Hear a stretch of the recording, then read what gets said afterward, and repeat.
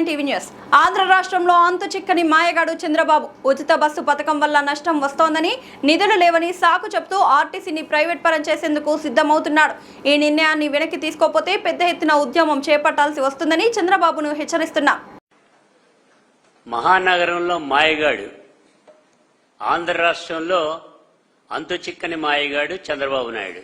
అత్యంత భారతదేశంలోనే ఏ ప్రభుత్వం ఏ నాయకుడు చేయలేనటువంటి పద్ధతిలో ఒక కార్పొరేషన్ గా ఉండేటువంటి ఆర్టీసీ అనేటువంటి సంస్థని ప్రభుత్వంలోకి విలీనం చేసినటువంటి మహానుభావుడుగా జగన్మోహన్ రెడ్డి గారు 55 లక్షల మంది కార్మికులకి ప్రభుత్వ ఉద్యోగాలుగా ఇచ్చినటువంటి ఆయన్ని ఇవాళ చంద్రబాబు నాయుడు గారు వచ్చి ఆ సంస్థని నిర్వీర్యం చేయాలనేటువంటి ఒకే ఒక్క ఉద్దేశంతో ఆయన మొత్తం దీన్ని ప్రైవేటైజ్ చేయడానికి అడుగులపైన అడుగులు వేసుకుంటూ ఇటుకలపైన ఇటుకలు పెంచుకుంటూ ముందుకు వెళ్లేటువంటి తరుణం మనకు కనబడతా ఉంది.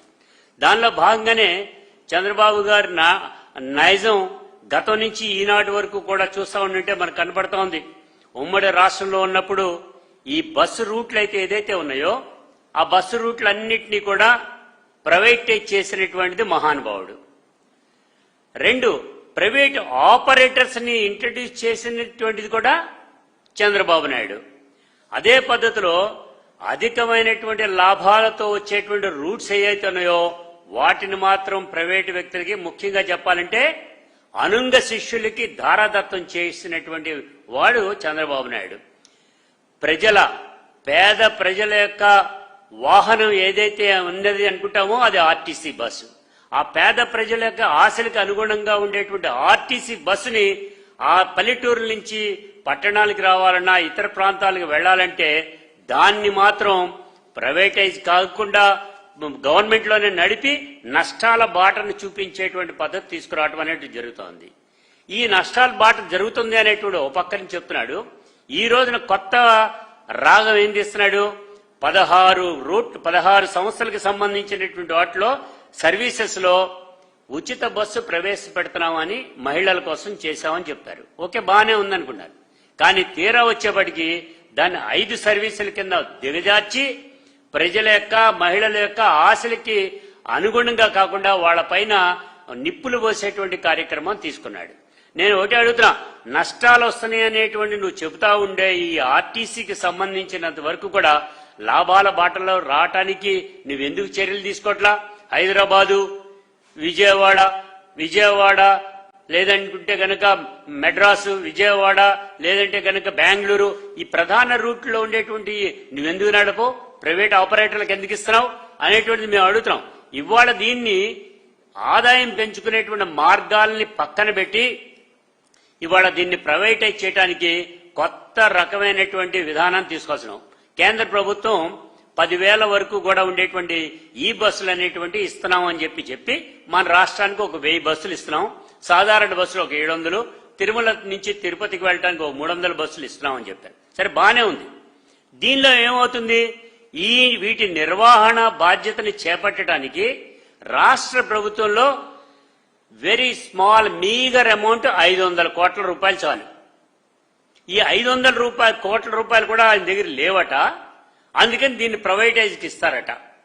ఇంకా ఆశ్చర్యం ఏంటో తెలుసండి, ఈవీ బస్సెస్ కి సంబంధించినటువంటి ప్రైవేట్ ఛార్జెస్ ఉంటాయి, ఛార్జింగ్ మిషన్స్ ఉంటాయి. ఆ ఛార్జింగ్ మిషన్స్ పెట్టడానికి 80 కోట్ల రూపాయలు కేంద్ర ప్రభుత్వం ఇస్తుంది. రాష్ట్ర ప్రభుత్వం ఎంత ఇవ్వాలండి? 8 కోట్ల రూపాయలు ఇవ్వాలి. అవి కూడా లేవట. అవి కూడా అందుకని చెప్పి వీటిని కూడా డైరెక్ట్ గా ప్రైవేటైజ్ చేద్దాం అనేటువంటి ఒక కుటిలమైనటువంటి మనస్తత్వం, ఆలోచనతో జగన్ గారు ఏ రకంగా అయితే వారందరికీ న్యాయం చేశారో వాటినన్నింటినీ మర్చిపోవాలని దీన్ని తీసుకెళ్లి ప్రైవేటైజ్ చేద్దామని దీన్ని తీసుకున్నాడు. లూలు సంస్థలు అనేటువంటి దాన్ని తెర మీదకి తీసుకొచ్చి వాడికి ఇవ్వటానికి నువ్వు ప్రయత్నం చేస్తున్నావు చంద్రబాబు నాయుడు. ఇది తస్మాత్ జాగ్రత్త.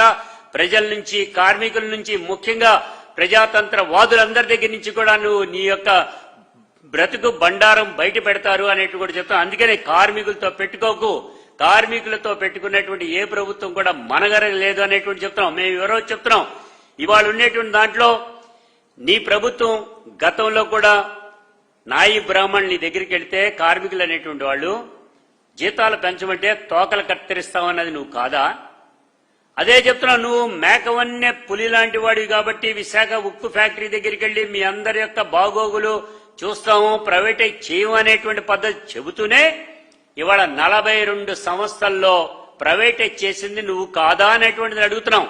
ఆ ఆదాయం వచ్చేటువంటి దాన్ని మార్గాలను నువ్వు అన్వేషించకుండా ప్రైవేటైజ్ చేయాలా, పప్పు బెల్లాల్లాగా నీ అనుంగ శిష్యులకు మాత్రమే కట్టబెట్టాలనేటువంటి చూసే పద్ధతి విధానం కరెక్ట్ కాదన్నాం.